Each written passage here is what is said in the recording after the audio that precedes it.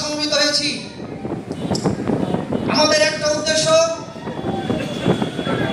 সেটাই হচ্ছে যখনই নির্বাচন আসে এই দিকনগরে কিছু কতিপয় দালাল আছে, এরা নির্বাচন আসলে দিশেহারা হয়ে যায়, টাকার কাছে জিম্মি হয়ে যায়, দল কানা রাজনীতি বোঝে না। এরাই মনে করে, আপনারা দেখেন ওই সাবেক উপজেলা চেয়ারম্যান সাহেব, তার গুলো কীর্তন যদি বলি ঘন্টার পর ঘন্টা শেষ হবে না। গত 5 বছরে উনি আমাদের কিছুই দিতে পারে নাই, আমাদের শূন্য হাতে ফিরে দিয়েছে। গত নির্বাচনে অংশগ্রহণ করেছে।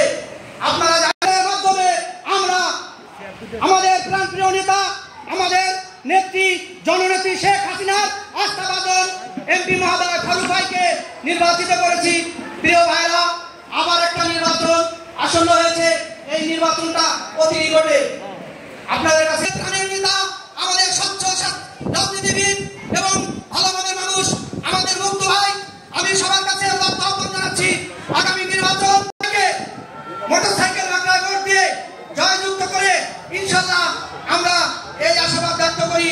এবং বিগত নির্বাচনে ইনশাল্লাহ এই আগামী আসন্ন নির্বাচনে 4 নম্বর ওয়ার্ড থেকে ইনশাল্লাহ আমি আপনাদের কাছে ওয়াদাবদ্ধ হয়ে গেলাম। ইনশাল্লাহ এই দিকনগর ইউনিয়নে কথা নয় কাজে বিশ্বাসী। গত নির্বাচনে দেখাইছি, ইনশাল্লাহ এই নির্বাচনে দেখাবো। এই প্রত্যাশা রেখে আজকে এখানে শেষ করছি।